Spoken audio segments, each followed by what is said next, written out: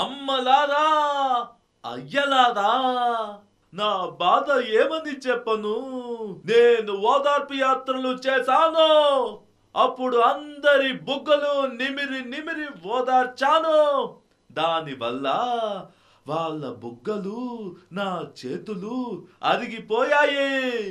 ఇంకా చాలా మంది బుగ్గల్ని అరగదీసే కార్యక్రమం ఉన్నా కూడా నన్ను జైల్లో పెట్టారు.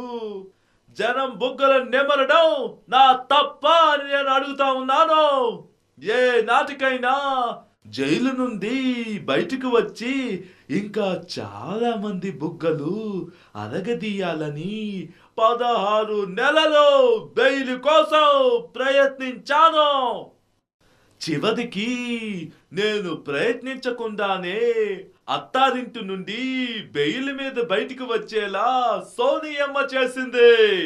అలా చేసినందుకు ఆమె బుగ్గలు కూడా నిమరాలని చాలా అనుకున్నాను. కానీ బాగుండదని ఊరుకున్నాను.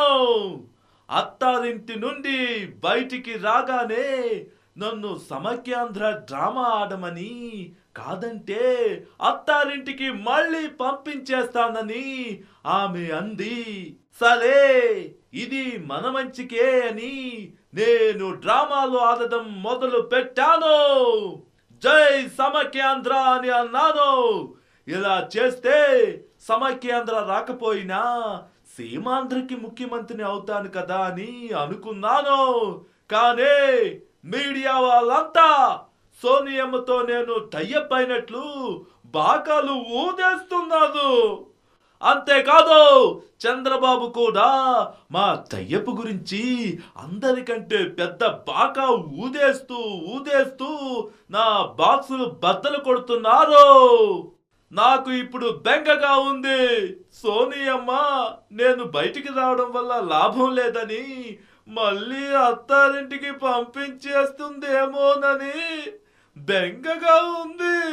అంతా నా కర్మ.